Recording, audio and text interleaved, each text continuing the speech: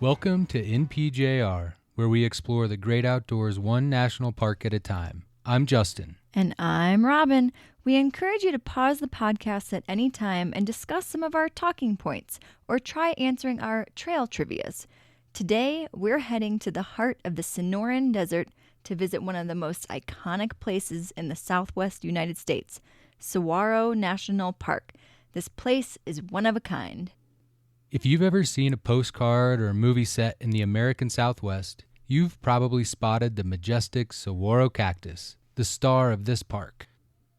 The world's tallest cactus ever measured was a saguaro cactus that was 78 feet tall, or about 24 meters. It blew over in 1986 in a windstorm. That gigantic saguaro was an outlier. They usually reach 40 to 50 feet. They grow slowly. The NPS website says it best.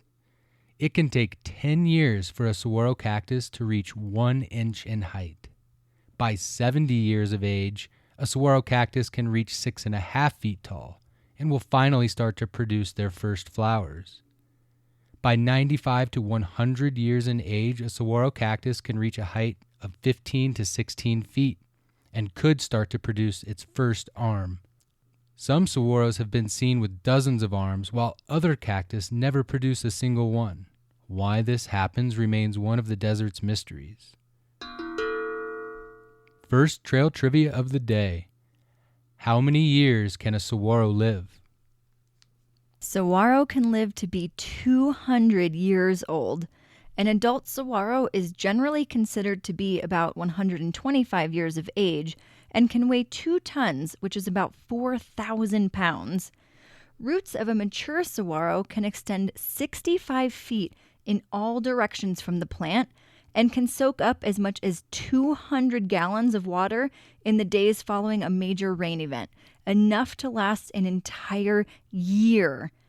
They have a thick, spiny stem, white flowers, and edible red fruit.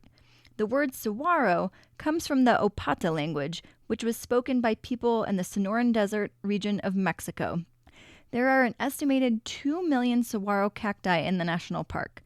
According to the NPS website, saguaro cactus will produce flowers during late spring into early summer and can produce tens of millions of seeds in its lifetime. In average years, the flowering occurs between April and June. The flowers are a milky white and emit a sweet nectar which attracts multiple species of bats.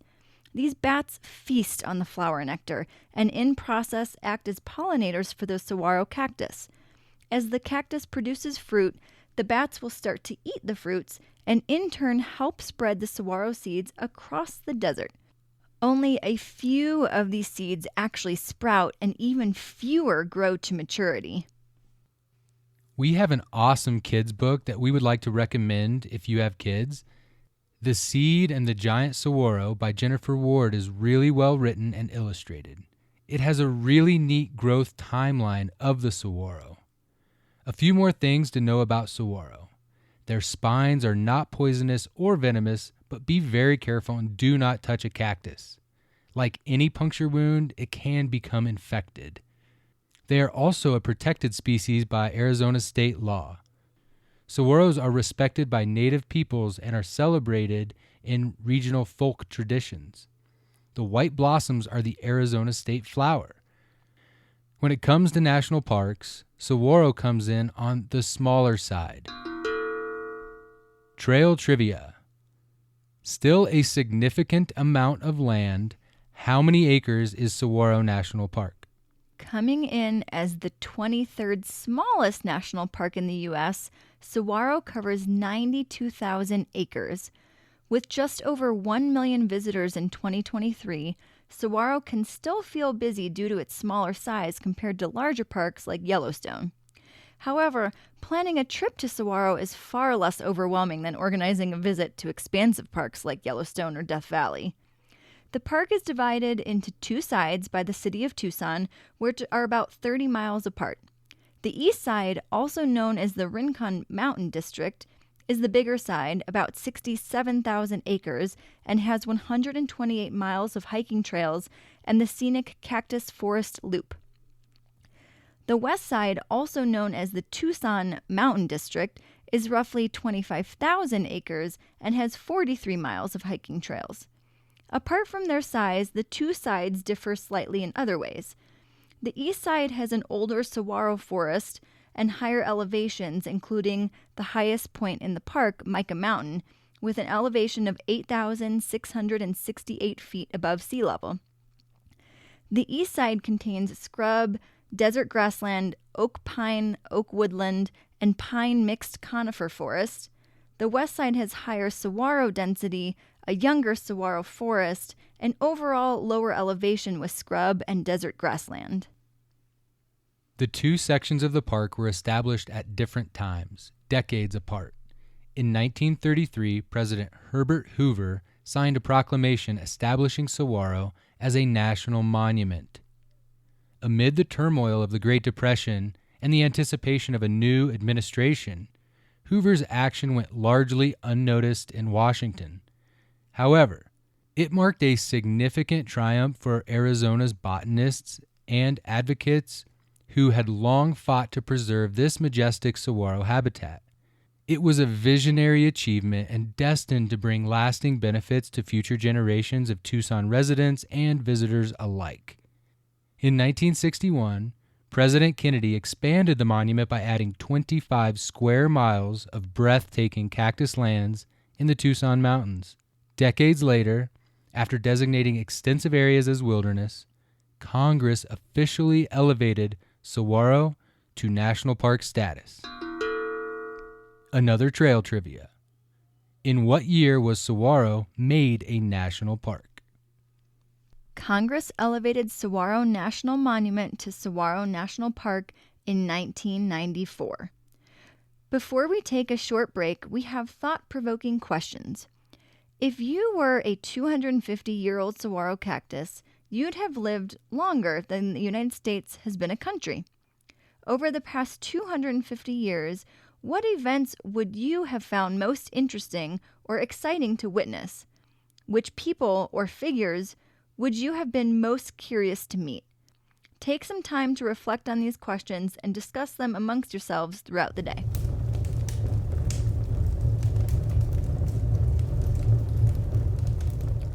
Long before European settlement, Saguaro National Park boasted a rich and intricate native history reflecting thousands of years of human presence.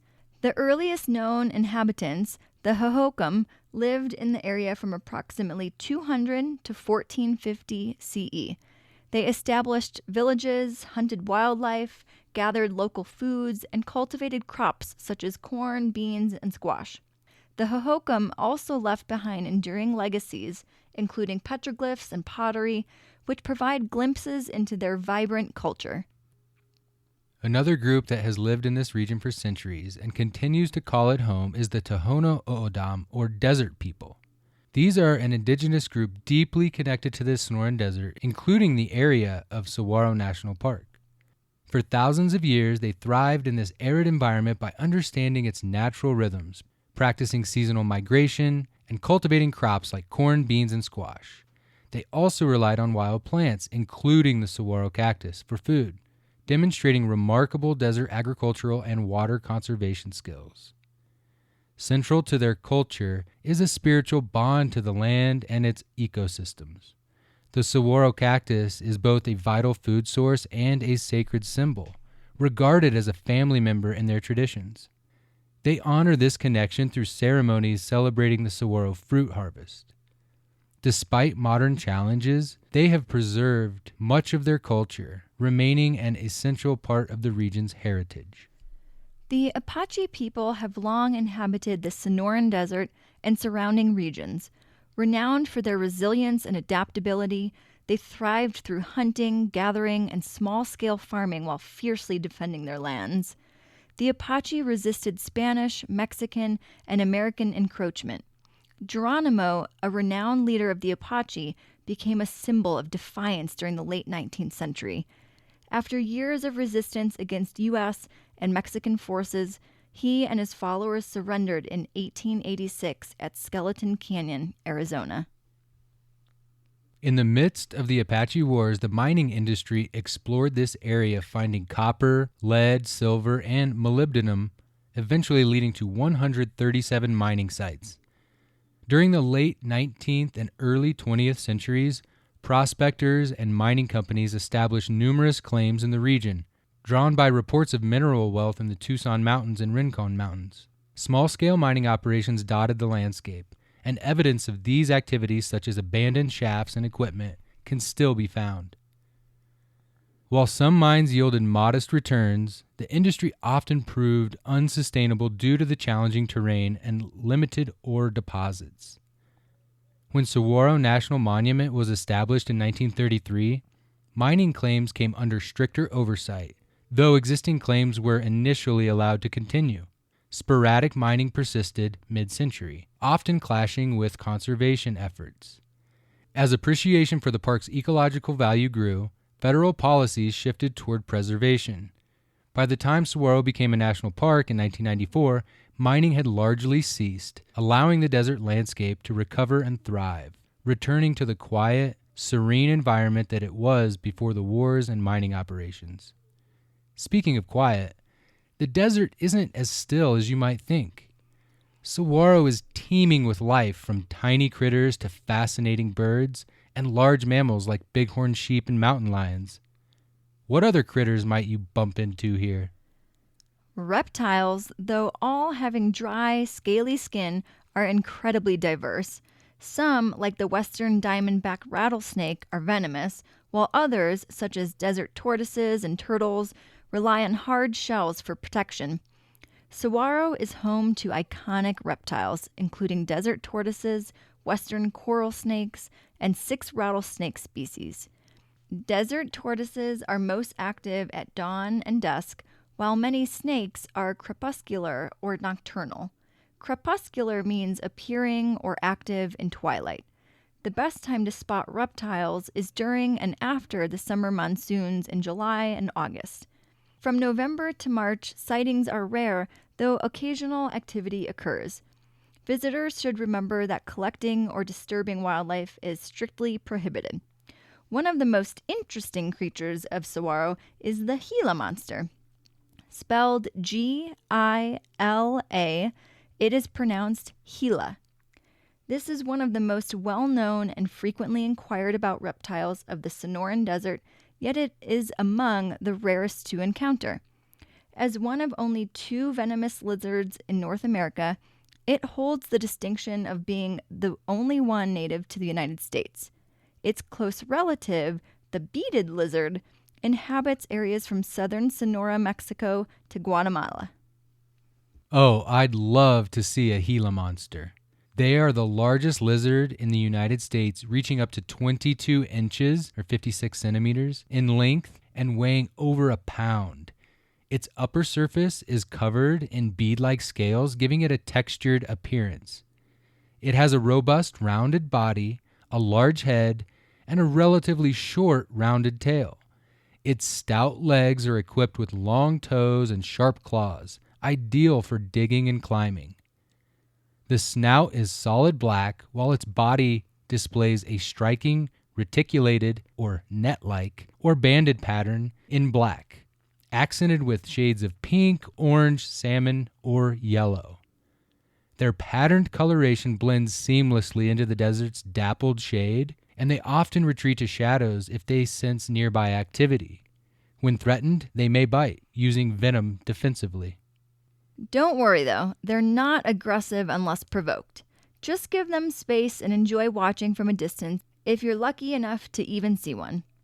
Gila monsters are elusive, spending about 98% of their lives underground in burrows, pack rat nests, or caliche caves, often sharing space with snakes or desert tortoises. They surface only briefly to dig, hunt, or bask, making sightings rare. As carnivores, Gila monsters feed on young rabbits, rodents, bird eggs, nestlings, lizards, and occasionally small snakes. They consume most of their yearly food during just a few spring meals, storing fat in their tails to sustain them through the rest of the year. Prey also provides their primary source of water, though they will drink if free water is available.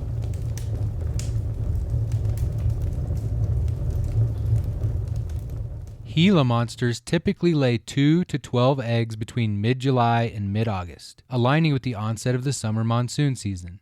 The eggs may remain underground over winter, with hatchlings emerging around May after an incubation period of roughly 130 days. Young Gila monsters face numerous predators, including coyotes, foxes, bobcats, hawks, and owls, with some predators even digging up and eating the eggs. Adults, however, have few natural threats, as their distinctive coloration serves as a warning to deter potential predators. Humans pose the greatest danger to Gila monsters through habitat loss, roadkill, collection, and intentional harm. Gila monster venom is potent and painful, but rarely fatal. Healthy adults are unlikely to be seriously harmed, though young children or those with medical conditions may be more vulnerable. The venom, produced in glands in the lower jaw, is delivered through grooved teeth as the lizard bites and chews. The longer it holds on, the more venom is released, earning its reputation for hanging on like a bulldog. To release their grip, a hard object like a knife blade or stick can be inserted between the teeth and skin. Most bites occur when people attempt to handle the lizard. Cautious individuals who avoid disturbing them are unlikely to be bitten.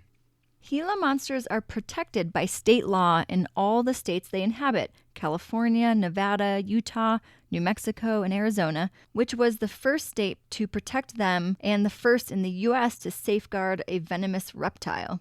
In Saguaro National Park, all plants, animals, cultural, and geological resources are strictly preserved. If you are fortunate enough to spot a Gila monster in the wild, enjoy the moment, take photos, but do not touch or disturb it. The best way to help Gila monsters is by learning about the desert and sharing knowledge of its remarkable wildlife with others.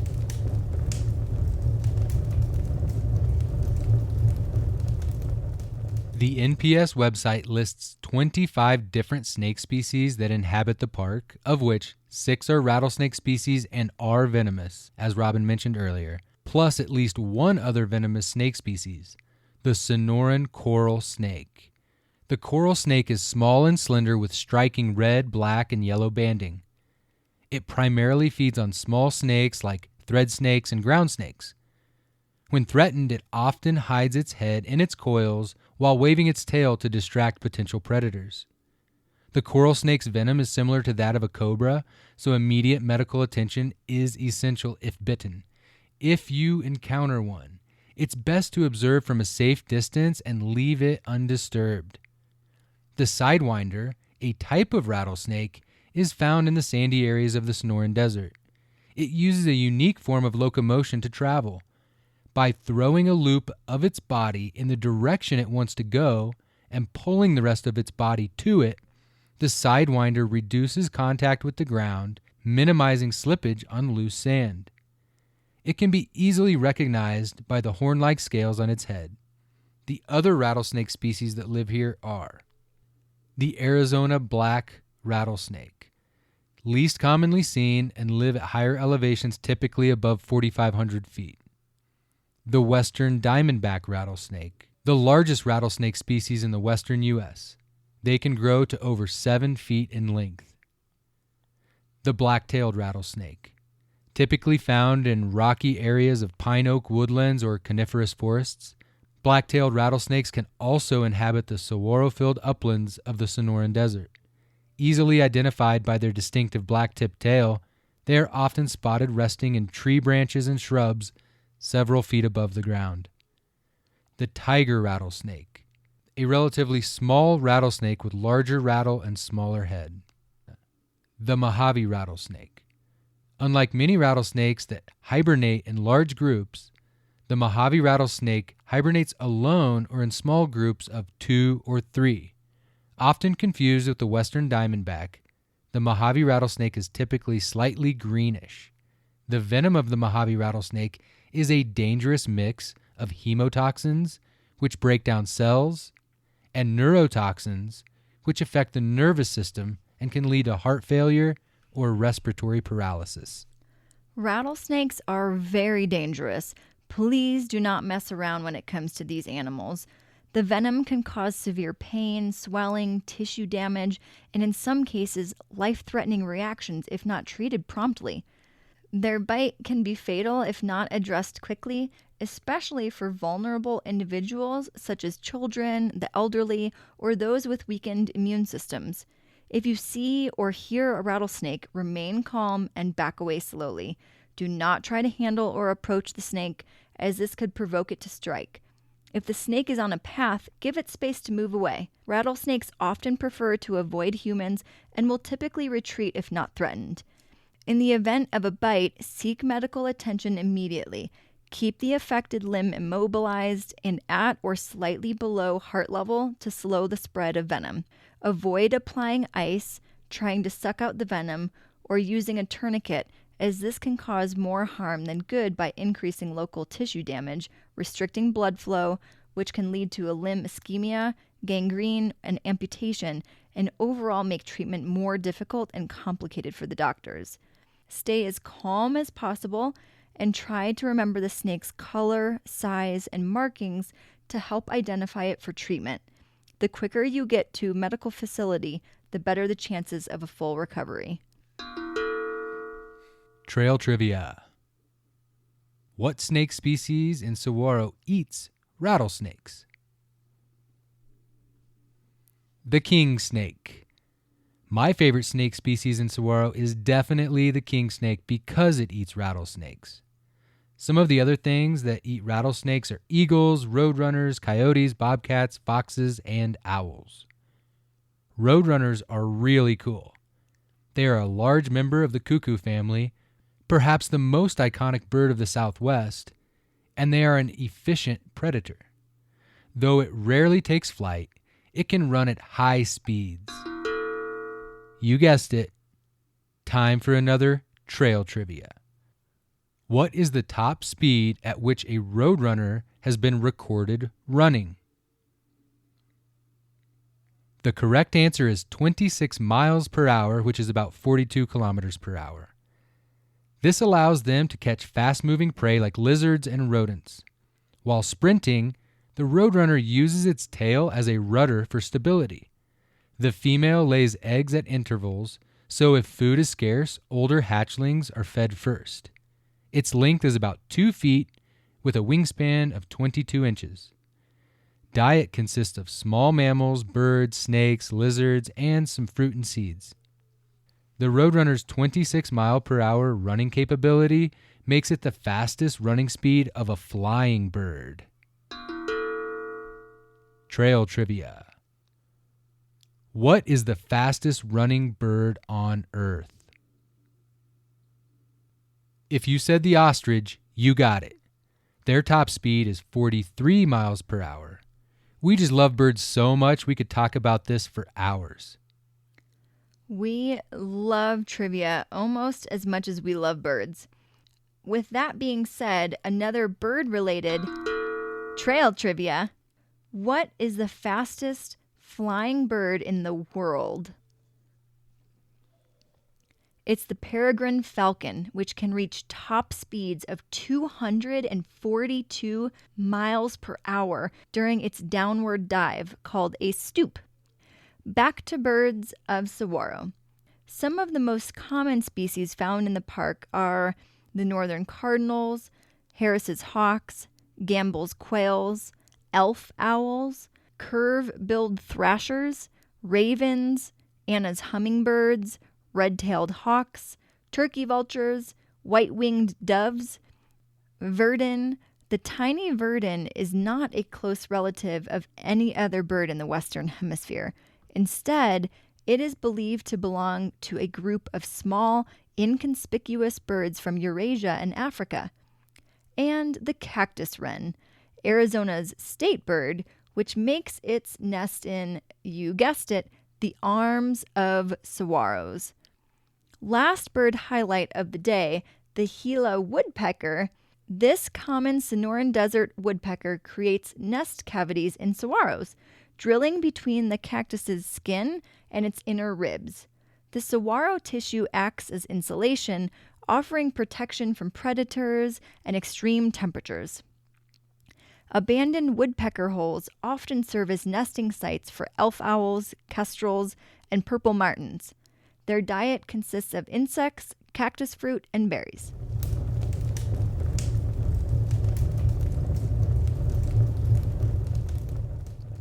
The Sonoran Desert is a land of extremes, where the summer heat and winter rains create a unique habitat for well-adapted mammals.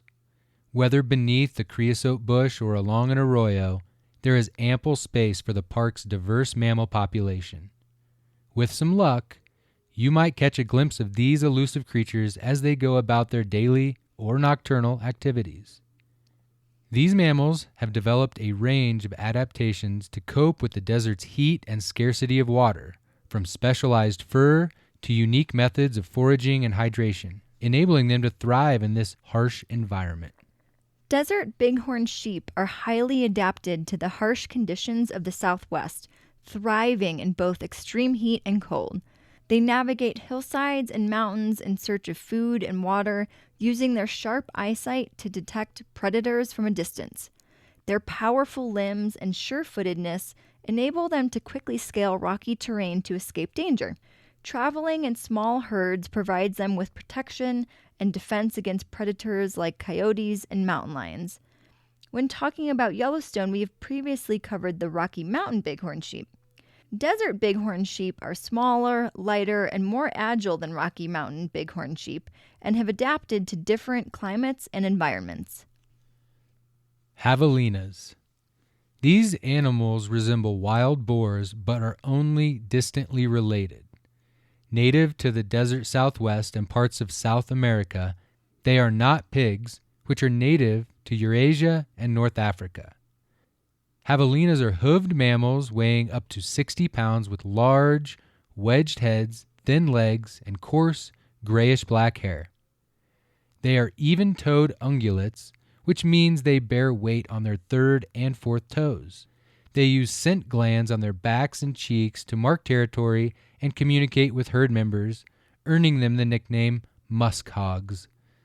Through wildlife monitoring methods, recent data shows 836 javelinas call Saguaro home. These small, stocky animals have medium length, bristly dark gray fur, a white collar of fur from shoulder to jaw, and a distinctive mohawk along their back.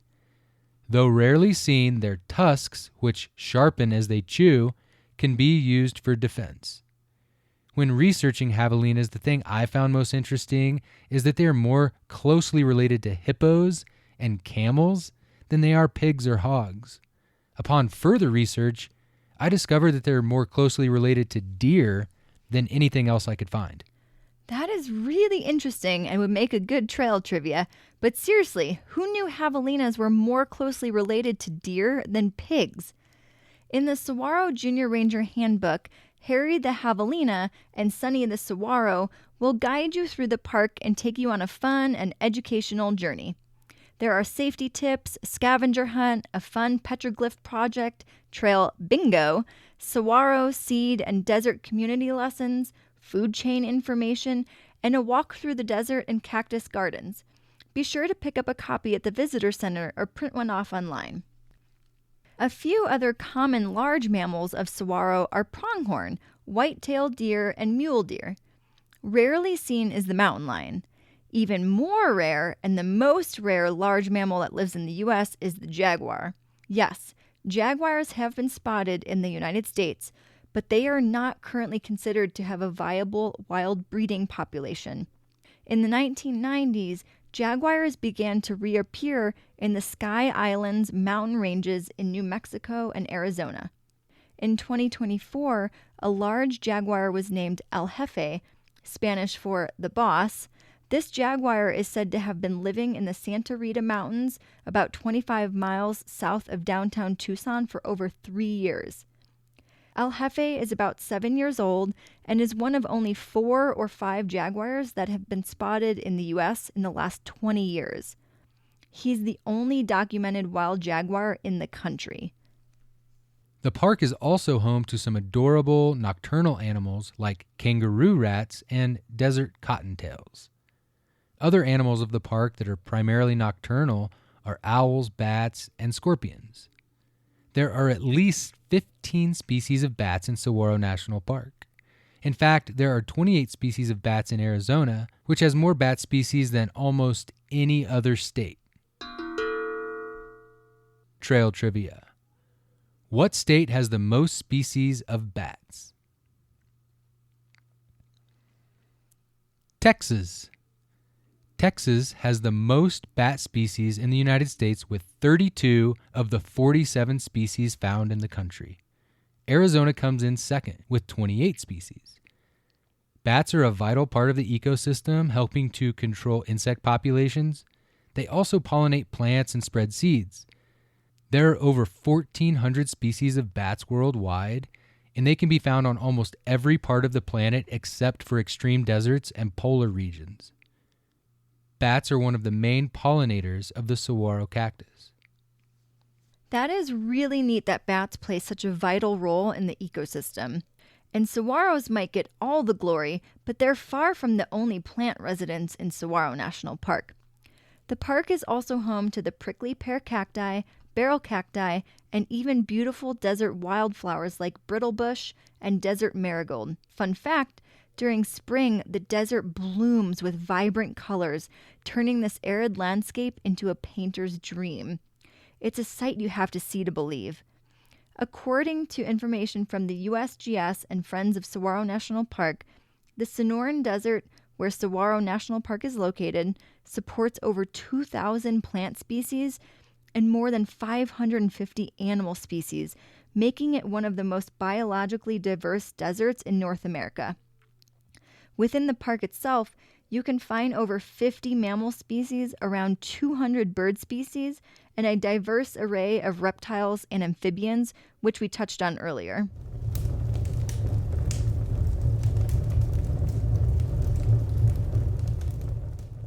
This is a park that we have both been lucky enough to visit, but separately.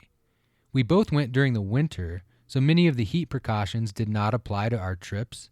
That said, if you do visit during the summer, please be advised that it can get very hot here.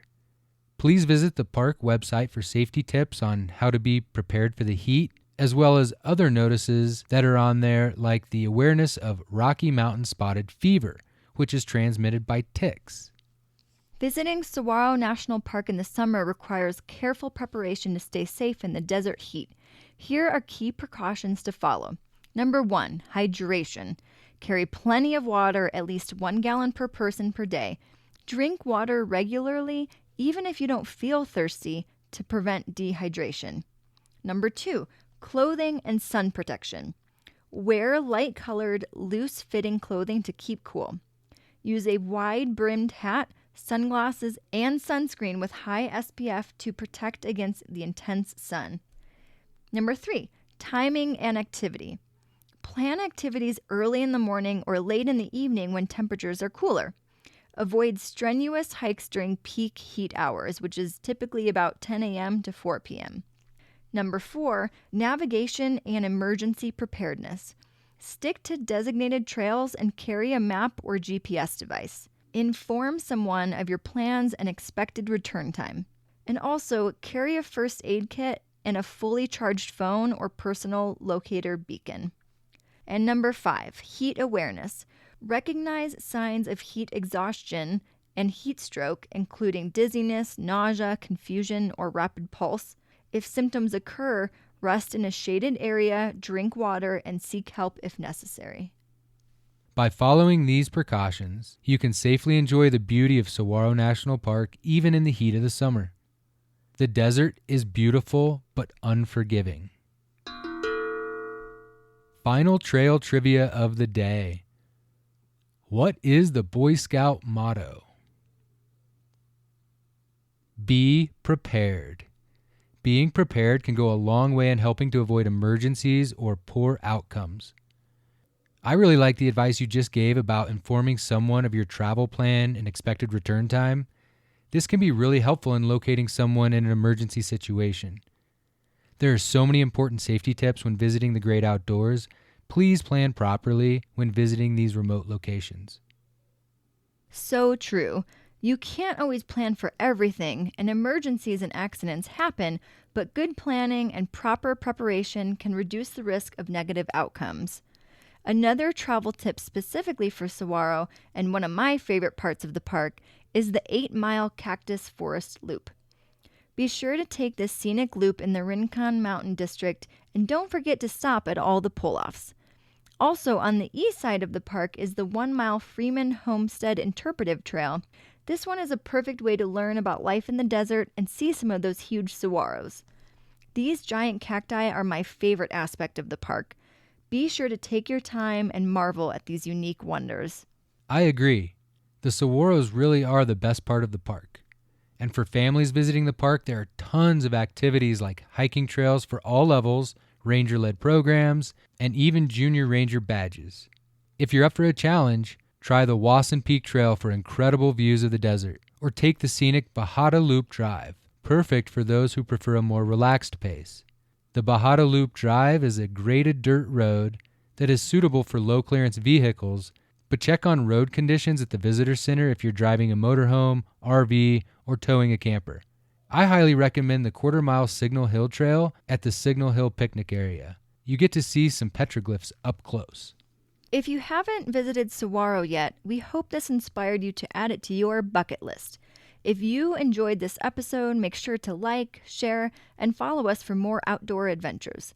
And to all you junior rangers out there, good luck on earning your badge. And hey, if you've earned a junior ranger badge recently, send us a picture. We'd love to see it. And if you want, feel free to share your latest story from your time in a national park unit. Who knows? Maybe we will mention it on one of our upcoming episodes. Be sure to include in the email that you grant us permission to share your story. I will include our email address, npjrpodcast@gmail.com, in our show notes. And feel free to follow us on our adventures on Instagram at npjrpodcast. Until next time, happy trails. And remember, the earth is ours to explore and protect. So let's get out there and do it. Explore. Learn. And protect.